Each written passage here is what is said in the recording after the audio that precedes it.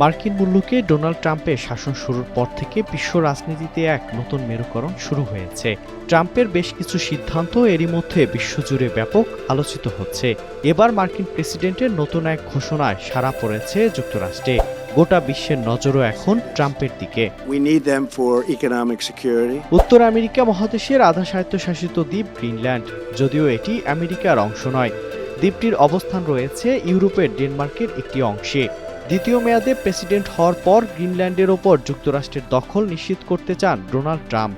স্থানীয় সময় মঙ্গলবার রাতে মার্কিন কংগ্রেসের যৌথ অধিবেশনে ভাষণ দেওয়ার সময় গ্রিনল্যান্ডের নিয়ন্ত্রণ নেয়ার মনোভাব পূর্ণ ব্যক্ত করেছেন ট্রাম্প। জাতীয় ও বৈশ্বিক নিরাপত্তার স্বার্থে গ্রিনল্যান্ডের মালিকানা এবং নিয়ন্ত্রণ যুক্তরাষ্ট্রের হাতে থাকা অত্যন্ত জরুরি। ট্রাম্পের এমন বক্তব্যের পর কূটনীতিকরা মনে করছেন এই দ্বীপের দখল পেলে যুক্তরাষ্ট্রের অর্থনৈতিক নিরাপত্তার নতুন দিগন্ত খুলে যেতে পারে, কারণ এই দ্বীপটিতে লুকিয়ে রয়েছে খনিজ সম্পদের বিপুল ভাণ্ডার। বার্তা সংস্থা রয়টার্সের এক প্রতিবেদনে বলা হয়, গ্রিনল্যান্ডের খনিজ সম্পদের বেশিরভাগই অব্যবহৃত অবস্থায় পড়ে রয়েছে। এই দ্বীপের প্রতি বিভিন্ন দেশের আগ্রহের অন্যতম কারণ হল এখানকার খনিজ সম্পদ।